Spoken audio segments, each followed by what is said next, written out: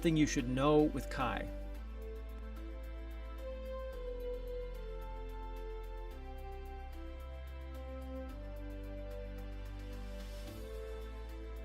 Where science meets emotion and the things you can't explain finally make sense, humans crave closure because the brain hates unfinished stories.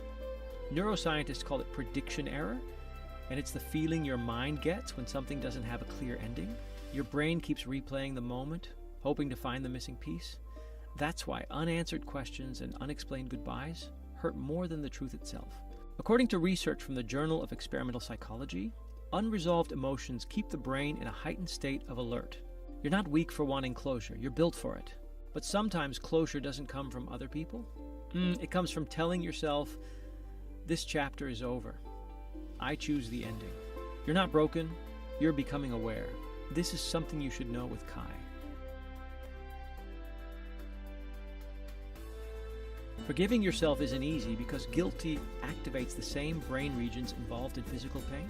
A study from the University of Manchester found that emotional pain lights up the anterior cingulate cortex, the same system used for real injuries. That means guilt literally hurts, but forgiveness activates compassion networks in the brain, especially in the prefrontal cortex.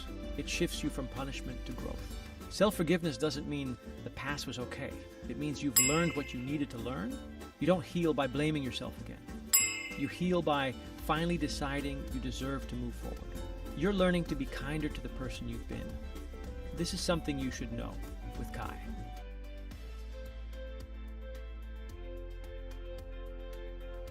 Kindness becomes exhaustion when your empathy runs faster than your boundaries. Compassion fatigue is real. A study in the journal Frontiers in Psychology showed that caregivers and highly empathetic people experience emotional burnout more easily because their mirror neurons stay overactivated.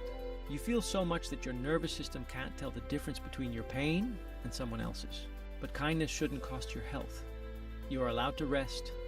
You are allowed to pull back. You don't lose your kindness when you take care of yourself. You protect it. You can be gentle with others without abandoning yourself. This is something you should know with Kai.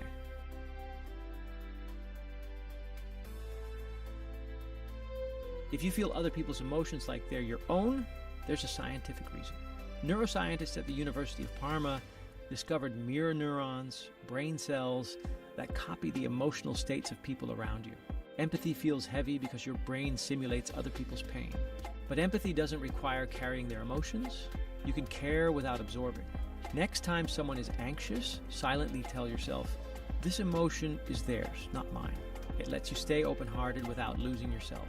You can care deeply without drowning in what isn't yours to carry. This is something you should know with Kai.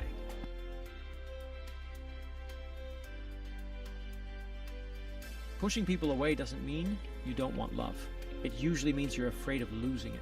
Attachment researchers at Columbia University found that people with past emotional wounds often mistake closeness for danger. Your brain thinks distance is protection, even when your heart wants connection. So you push away the people who get too close, hoping to feel safe. But safety isn't the absence of love, it's the presence of trust. You don't need to run from people who care. You just need to learn what it feels like to be safe with them. Your defenses were built to protect you. Now you're learning to open the door again. This is something you should know with Kai.